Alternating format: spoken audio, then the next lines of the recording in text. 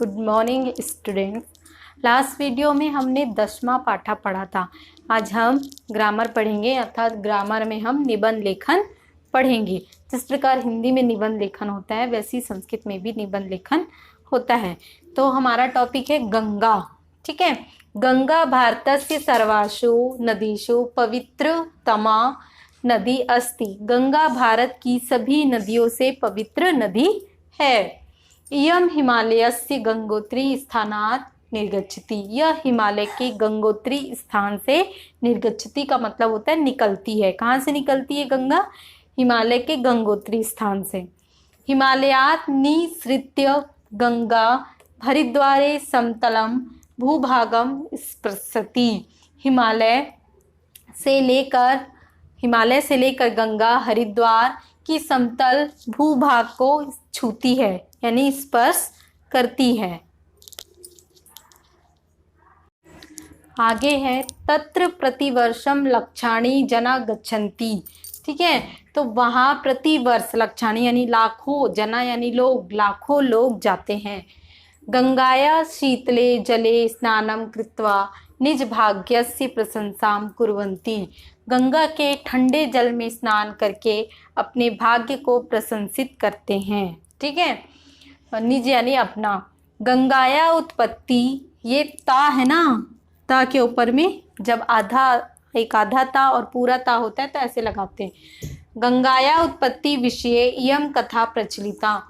गंगा की उत्पत्ति के विषय में यह कथा प्रचलित है। यत भगीरथ नामक निपा तपस्याम अकरोत। यहाँ भगीरथ नाम के राजा निपा यानी राजा ने तपस्या किया। अतएव गंगा भगीरथी इति कथ्यते। इसलिए गंगा को भगीरथी भी कहते हैं। अर्थात जो भगीरथ नाम के राजा थे उन्होंने खूब तपस्या किया था। उस तपस्या के प्रभाव से गंगा स्वर्ग से धरती पर आई थी। ठीक है, उनको गंगा को लाने वाले व्यक्ति कौन थे? भगीरथ थे।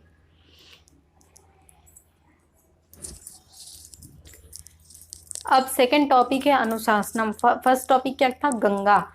तो अनुशासनम का अर्थ होता है अनुशासन। अनुशासनम ही नाम कर्तव्य पालनम। अनुशासन का नाम ही है कर्तव्यों का पालन करना। सर्वेषां कृते अनुशासनम आवश्यकम। सभी के लिए अनुशासन आवश्यक है, चाहे कोई छोटा व्यक्ति हो चाहे कोई बड़ा व्यक्ति हो, सभी के लिए अनुशासन क्या होता है? महत्वपूर्ण है, आवश्यक है। प्रकृति अपि अनुशासनम पालयति। प्रकृति भी अनुशासन का पालन करती है। अपि मतलब भी। यथा यानी जैसे। सूर्य स्वपरिपथे भ्रमति। जैसे सूर्य अपने ही परिपथ में यानी अपने ही रास्ते क्या होता है? भ्रमति यानी घूमता है। वायु वहती यानी हवा बहती है। मेघा वहती यानी बादल क्या होते हैं? एक स्थान से दूसरे स्थान बहते हैं ना। ऋतवा आयंती यान्ति चा। और ऋतु आते हैं और जाते हैं। आयंती यानी आते हैं और यान्ति यानी जाते हैं। तथैव मानव जीवने कर्तव्य अकर्तव्य बोधा अनुशासनात् एव भवति। उसी प्रकार मानव जीवन में कर्तव्यों और अकर्तव्यों का बोध किससे होता है? अनुशासन से ही होता है। अर्थात आपके अंदर अनुशासन है तभी हमें पता चलेगा कि इस व्यक्ति के कर्तव्य जो है वो बहुत अनुशासित है। अगर आपके अंदर अकर्तव्य है तो उससे हमें पता चलेगा कि यह व्यक्ति अनुशासित नहीं है। नेक्स्ट पॉइंट है अद्यत्वे विशेषता छात्र मध्ये अनुशासनस्य अभावः दृश्यते। आजकल विशेषकर क्या होता है? छात्रों के बीच में अनुशासन का अभाव दिखाई देता है। दृश्यते यानी दिखाई देता है। ते विद्यालयस्य अनुशासनम न परिपालयन्ति। वे विद्यालय में अनुशासन का पालन नहीं करते हैं। ठीक है, अतः विद्यालये छात्रेभ्यः अनुशासन शिक्षा दात्वा। ठीक है, तो यहाँ पे बताया गया कि इसलिए विद्यालयों में छात्रों को अनुशासन की शिक्षा दी जाती है। जैसे मॉरल साइंस सब्जेक्ट होता है ना, जिसमें मॉरल, ठीक है, जिसमें अनुशासन के बारे में बताया जाता है। ठीक है, तो इस प्रकार हमारे निबंध लेखन के दो टॉपिक है, गंगा और अनुशासन। अब हम आते हैं पत्र लेखनम, अर्थात पत्र लेखन।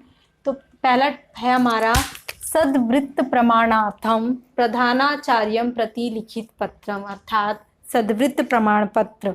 ठीक है, के लिए यानी स्थानांतरण प्रमाण पत्र के लिए आपको प्रधानाचार्य को पत्र लिखना है। आदरणीय प्रधानाचार्य महोदया, मानसरोवर विद्यालय आंग्ल माध्यम चरोदा। ठीक है, तो मानसरोवर विद्यालय आंग्ल मतलब अंग्रेजी माध्यम चरोदा। आदरणीय सविनयं निवेदनम् एतत् अस्ति यत् मम पितुः स्थानान्तरम् अभवत्, अहम अपि पित्रा सह मुंबई नगरम गमिष्यामि। अब यहाँ पे बता रहे हैं कि सविनय निवेदन है कि मेरे पिता का स्थानांतरण हो गया है। ठीक है, स्थानांतरण हुआ है। मैं भी, अहम मतलब मैं, अपि यानी भी, मैं भी पिता के साथ सह यानी साथ मुंबई नगर जाऊंगा। तत्र विद्यालये प्रवेशार्थम सद्वृत्त प्रमाणस्य आवश्यकता अस्ति। वहाँ विद्यालय प्रवेश के लिए स्थानांतरण प्रमाण पत्र की आवश्यकता है। अब उसके आगे लिखेंगे, अतः कृपया यथाशीघ्र मम सद्वृत्त प्रमाण पत्रम प्रदातु। अर्थात अतः इसलिए कृपा करके जल्द से जल्द मेरी स्थानांतरण प्रमाण पत्र प्रदान कीजिए, अर्थात उसे जो है स्थानांतरण प्रमाण पत्र प्रदान करें। सा धन्यवाद भवताम शिष्य, आपका शिष्य, शिष्या लड़के के लिए शिष्य लिखेंगे, शिष्या लिखेंगे, और लड़की के लिए शिष्याः लिखेंगे। तो नाम या क ख ग लिखेंगे, अर्थात अपना नाम लिखेंगे, एग्जाम में नाम नहीं लिखेंगे। इस प्रकार आपने निबंध लेखन पढ़ा, अब पत्र लेखन पढ़ा, इन दोनों को आप कॉपी में लिखेंगे। Thank you.